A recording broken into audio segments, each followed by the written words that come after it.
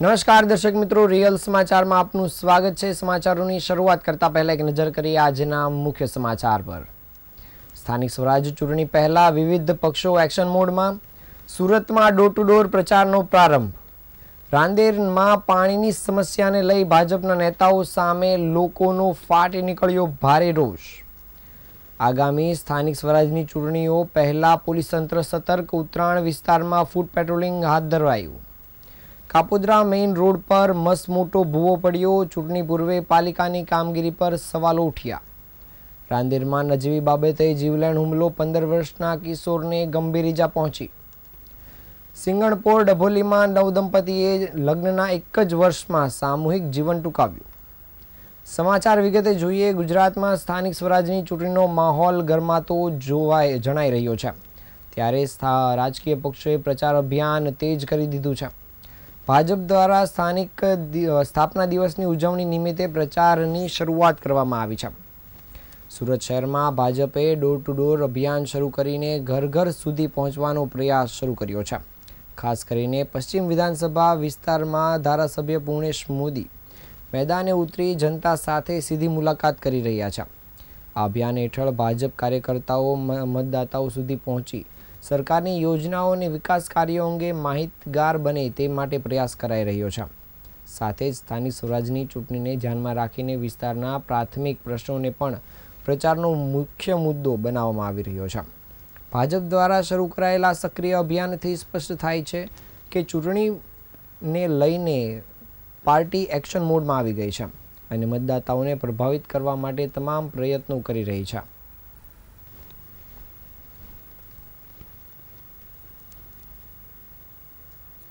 ગુજરાતમાં સ્થાનિક સ્વરાજની ચૂંટણીનો માહોલ ગરમાયો છે, ત્યારે આમ આદમી પાર્ટીએ સુરત મહાનગરપાલિકા ચૂંટણી માટે પોતાના પત્તા ખોલી દીધા છે। રવિવારે પાર્ટીના પ્રદેશ સંગઠન મહામંત્રી મનોજ સોરઠિયાએ વિવિધ વોર્ડ માટે કુલ 75 ઉમેદવારોની પ્રથમ યાદી જાહેર કરી હતી। પાર્ટીએ 120 બેઠકમાંથી પ્રથમ તબક્કામાં 75 ઉમેદવારો જાહેર કરીને ચૂંટણીમાં મજબૂત હાજરીનો સંકેત આપ્યો છે। આપે દાવો કર્યો છે કે સુરત ગુજરાતની પ્રથમ એવી મહાનગરપાલિકા બનશે જ્યાં પાર્ટીનો મેયર સત્તા સંભાળશે। અમરોલી વોર્ડ નંબર 1 માટે કલ્પેશભાઈ બારોટ, રેખાબેન ત્રાડા અને પ્રફુલ્લ રાસડિયાની ઉમેદવાર તરીકે પસંદ કરવામાં આવ્યા છે। ઉમેદવારોની જાહેરાત બાદ અમરોલી માનસરોવર 4 રસ્તા વિસ્તારમાં પાર્ટીના કાર્યકર્તાઓમાં ભારે ઉત્સાહ જોવા મળ્યો હતો।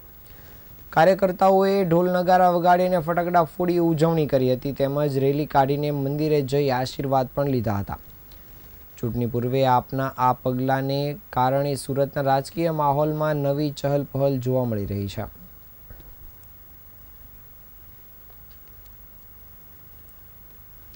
સુરતમાં આગામી ચૂંટણીના માહોલ વચ્ચે રાજકીય પક્ષો દ્વારા લોકસંપર્ક અને પ્રચાર તેજ કરવામાં આવ્યા છે, પરંતુ વર્ષોથી પાયાની સુવિધાઓથી વંચિત જનતા હવે નેતાઓની સામે મેદાને ઉતરી છે। સુરતના રાંદેર વિસ્તારમાં રવિવારે જનસંપર્ક માટે નીકળેલા ભાજપના પૂર્વ શાસકોને સ્થાનિકોના ભારે રોષનો સામનો કરવો પડ્યો હતો। 20 વર્ષથી વણુકેલાયેલી પીવાના પાણીની સમસ્યાને લઈને લોકોએ નેતાઓને શરમ કરો કહીને ખખડાવ્યા હતા। માહિતી મળ્યા અનુસાર મનપાના પૂર્વ સ્થાયી સમિતિ ચેરમેન રાજન પટેલ અને તેમની પેનલના પૂર્વ કોર્પોરેટર કૃણાલ સેલર રવિવારે રાંદેર ગામમાં જનસંપર્ક માટે પહોંચ્યા હતા। નેતાઓ જેવા વિસ્તારમાં પ્રવેશ્યા કે તરત જ સ્થાનિક રહીશો મોટી સંખ્યામાં એકઠા થઈ ગયા હતા અને પીવાના પાણીની દુર્ગંધયુક્ત સમસ્યા બાબતે વિરોધ પ્રદર્શન કર્યું હતું। સ્થાનિક મહિલાઓ અને પુરુષોએ નેતાઓ સામે કાળા રંગના ગંદા પાણીથી ભરેલી ડોલ ધરી દીધી હતી। લોકોએ આક્ષેપ કર્યા હતા કે છેલ્લા 20 વર્ષથી માત્ર નવી લાઈનો નાખવાની વાતો જ કરવામાં આવે છે, પરંતુ વાસ્તવિકતામાં હજુ પણ ગંદુ અને દુર્ગંધયુક્ત પાણી મળી રહ્યું છે। રોષે ભરાયેલા રહીશોએ જણાવ્યું હતું કે આ ગંદા પાણીને કારણે ઘરમાં છોકરાઓ બીમાર પડે છે। હવે આ એરિયાઓ વોટ માટે ભૂલી જજો। નેતાઓનો ઉધડો લેતો આ વિડીયો સોશિયલ મીડિયામાં હાલ વાયુ વેગે વાયરલ થઈ રહ્યો છે।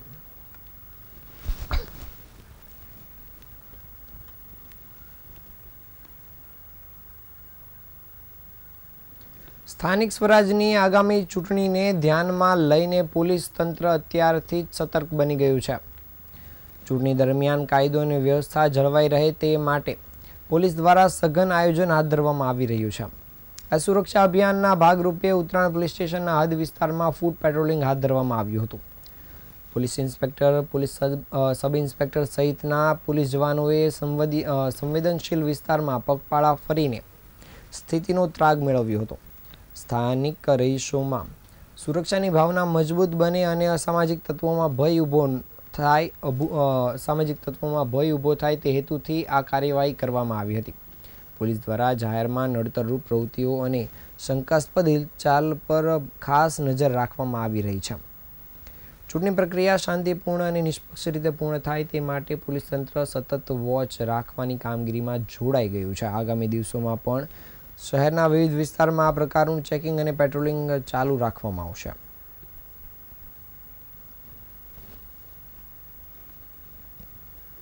સુરત શહેરના કાપોદ્રા વિસ્તારમાં ભર ઉનાળે એક ચોંકાવનારી ઘટના સામે આવી છે, જ્યાં મુખ્ય માર્ગ પર અચાનક મસમોટો ભૂવો પડી ગયો હતો. આ ઘટનાથી સ્થાનિકોમાં ચિંતા ફરી વળી છે અને વાહન ચાલકોને ભારે મુશ્કેલીનો સામનો કરવો પડી રહ્યો છે. કાપોદ્રા મેઇન રોડ જેવા વ્યસ્ત માર્ગ પર ભૂવો પડતા ટ્રાફિકમાં પણ અસર જોવા મળી રહી છે. ખાસ કરીને રોજિંદા મુસાફરી કરતા લોકો માટે આ પરિસ્થિતિ મુશ્કેલ પડી રહી છે. આ ઘટના બનતા જ સુરત મહાનગરપાલિકાની ચૂંટણી નજીક આવી રહી છે, ત્યારે મૂળભૂત સુવિધાઓ અને તંત્રની કામગીરી પર સવાલો ઉઠી રહ્યા છે. સ્થાનિક લોકોમાં રોષ જોવા મળી રહ્યો છે. તો થોડા સમય પહેલાં જ આ રોડનું સમારકામ થયું હતું, છતાં આ ઘટના બની હતી. તેને કારણે સ્થાનિકો ભારે ગુસ્સામાં જોવા મળી રહ્યા છે. પાલિકા તંત્ર દ્વારા હાલ ભૂવા આસપાસ બેરિકેડ મૂકી વિસ્તારની કોર્ડન કરી દેવામાં આવ્યો છે ને તેને લઈને કામગીરી શરૂ કરાઈ છે. જ્યારે ચૂંટણી પૂર્વે આવી બેદરકારી સામે આવતા સુરત મહાનગરપાલિકાની કામગીરી પર પ્રશ્નો ઉઠી રહ્યા છે.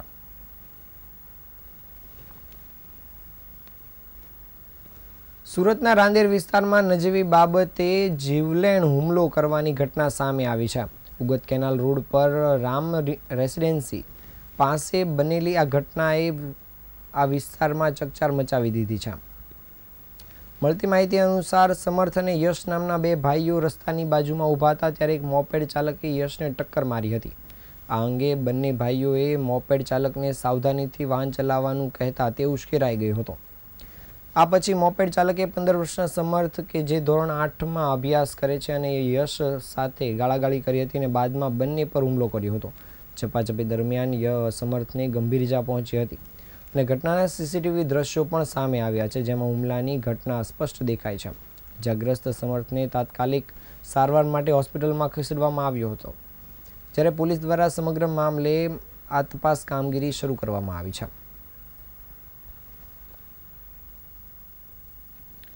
સુરત શહેરના સિંગણપુર ડભોલી વિસ્તારમાં એક હૃદયદ્રાવક ઘટના બની હતી. રાજપૂત ફળિયામાં રહેતા 24 વર્ષીય ભાવેશ ચુડાસમા અને 23 વર્ષીય તેજલ ચુડાસમાએ અગમ્ય કારણોસર પોતાના જ ઘરમાં ગળેફાંસો ખાઈ જીવન ટૂંકાવ્યું હતું. આ નવપરિણીત દંપતીના લગ્ન હજુ ગત વર્ષે જ થયા હતા. 1 વર્ષના ટૂંકા લગ્નગાળામાં જ બંનેએ આ પગલું ભરતા જ ચકચાર મચી ગઈ છે. પોલીસ પાસેથી મળતી માહિતી અનુસાર આ કરુણ ઘટના ડભોલી ગામના રજપૂત ફળિયાની એક ચાલમાં બની હતી. પત્ની તેજલ રૂમમાં કપડાં ધોવાની ચોકડી પાસે છતમાં ટાંગેલા લોખંડના હૂક સાથે નાયલોનની દોરી વડે ગળેફાંસો ખાધો હતો, જ્યારે પતિએ રૂમના સીલિંગના હૂક સાથે નાયલોનની દોરીથી જીવન ટૂંકાવ્યું હતું. આ બંનેની જાણકારી મળતા જ પોલીસ તાત્કાલિક ઘટનાસ્થળ પર દોડી આવી હતી. આ ઘટનાને પગલે આખા ફળિયામાં શોકનું મોજું ફરી વળ્યું હતું. જો કે આ અંતિમ પગલું ભરવા પાછળનું કોઈ રહસ્ય હજુ સુધી સામે આવ્યું નથી.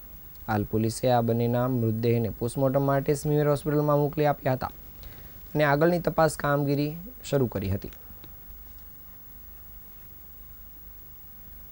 આ હતા આજના સમાચાર. નવા સમાચાર સાથે ફરી મળીશું. ત્યાં સુધી રજા આપશો. નમસ્કાર.